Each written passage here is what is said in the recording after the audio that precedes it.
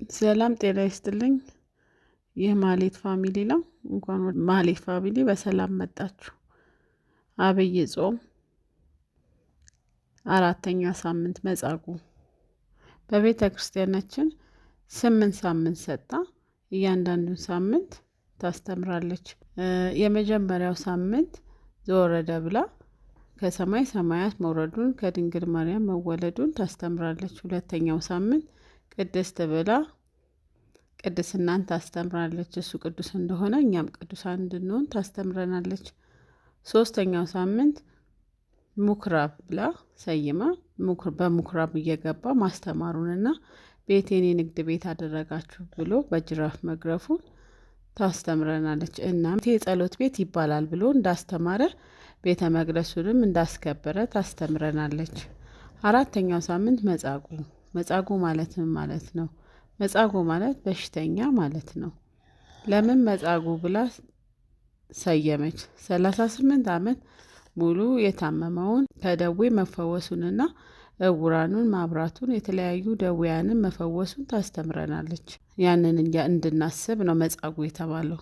ጌታችን ኢየሱስ ክርስቶስ በእስራኤል እየዞረ ብዙ ሕሙማንን መፈወሱን እናውቃለን። በዚህም ነው ቤተ ክርስቲያናችን መጻጉዕ ብላ የሰየመችው።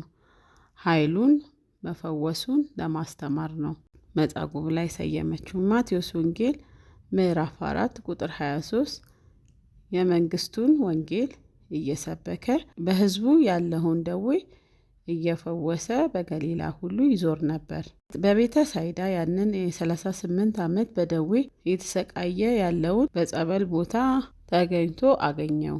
ዮሐንስ ወንጌል ምዕራፍ 5 ቁጥር 3 በሽተኞችንና እውራኖችን አካለ ስንኩሎችን ሰውነታቸው የሰለለ ሕዝብ ነበሩ። በዚህም 5 መተላለፊያ መንገድ ቦታ ላይ ተቀምጠው መዳናቸውን ይጠባበቁ ነበረ። የሚጠባበቁትም የጌታን መልአክ ወደ ውሃው እስኪመጣና ውሃውን እስኪያናውጠው ነበር። በዛም ሰዓት ቀድሞ የገባ ይድን ነበረ። የሚጠባበቁት የነበረውም የጌታ መልአክ ቅዱስ ሩፋኤልን ነበረ። ምክንያቱም ሕመማንና ቁስልን ላይ የተሾመ ቅዱስ ሩፋኤል ነው። በዛ ቦታ ላይ የሚገኙ ሰዎች አይነ ስውራኖች፣ ሕሙማን፣ በህመም የተያዙ እና በቁስል የተመቱ ነበሩ። 38 ዓመት በህመም የሚሰቃየው ሰውም ነበረ። በዛ ቦታ ላይ ወደ ውሃው ፈጥኖ ሊገባ የሚችለው ገንዘብ ያለው ሰው ቀድሞ ይገባል። መንቀሳቀስ የሚችልና ሰው ያለው ሰው እየገባ ይድን ነበር። ያ የ38 ዓመት የታመመው መንቀሳቀስ ስለማይችል ነበረ ጌታ ወደዚያ የመጣው እነሱን ለማዳን ነበር። 38 ዓመታቶችን ሊተኛ የቻለው እሱ ሰው ስለሌለው ነበረ። ብዙም ሰዎች ሲድኑ በደስታ ሲመለሱ፣ እሱ ግን ሰው ስለሌለው ነበር ለዓመታት የተኛው። የዮሐንስ ወንጌል ምዕራፍ 5 ቁጥር 7 ኢየሱስ ይህንን ሰው ተኝቶ ባየው ጊዜ እስካሁን ብዙ እንዲሁ እንደነበር ካውቃለሁ። እሱ ጌታ ስለሆነ ሁሉን ነገር ስለሚያውቅ እንዲህ ሲል የጠየቀው ልትድን ትወዳለህን ብሎ ጠየቀው። መጻጉዕም እንዲህ ነበር የተናገረው፣ ጌታ ሆይ ውሃው በተናወጠ ጊዜ ወደዚያ የሚከተኝ ሰው የለኝም። እኔ ለራሴ ስለማልንቀሳቀስ ሰዎች ሊቀድሙኛል ያለው። በዚያም ምክንያት መዳን አልቻልኩም አለው። አልጋህን ይዘህ ዙር ብሎ ነበር የተናገረው። ስለዚህ የሰው ልጅ ሁሉ መታመን የሚችለው በእግዚአብሔር መሆኑን ማመን አለብን። እግዚአብሔር ያለው ሰው ሁሉ ነገር አለው። በጸበል በጸሎት በመቆም በእግዚአብሔር መተማመን ሰው በጾም በጸሎት በመቆም እግዚአብሔርን የሚተማመን ሰው አሁንም እንደ መጻጉዕ ሲድን እናያለን። ግን መሰልቸትና ማጉረምረም እምነተ ቢስ ስንሆን በሰው ስንተማመን ነው የምንወድቀው። ቅዱስ ዳዊት እንደተናገረው መዝሙር 72 ቁጥር 28 ለእኔስ ግን በእግዚአብሔር መቅረብ ይሻለኛል፣ መታመኛዬም እግዚአብሔር ነው ይላል።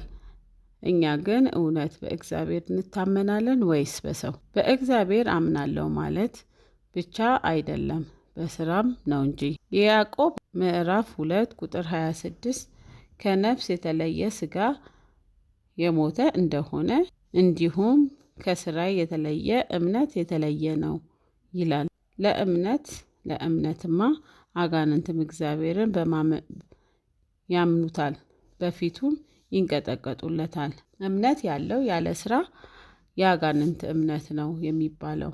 እምነት ከስራ ጋር ነው እንጂ እምነት ያለ ስራ ዋጋ የለውም። የዮሐንስ ወንጌል ምዕራፍ 5 ቁጥር 14 ከዚህም በኋላ ኢየሱስ በመቅደስ አገኘውና እንሆ ድነሃል፣ ከዚህም የሚብስ እንዳይደርስብህ ኃጢአትን አትስራ አለው።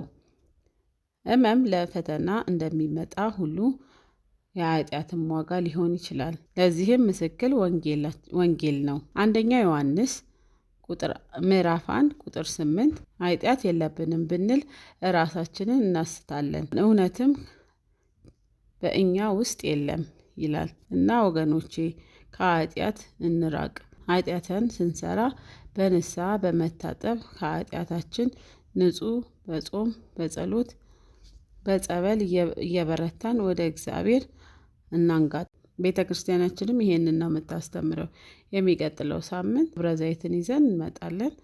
ሼር፣ ላይክ፣ ሰብስክራይብ በማድረግ አብረውን ይቆዩ። እናመሰግናለን።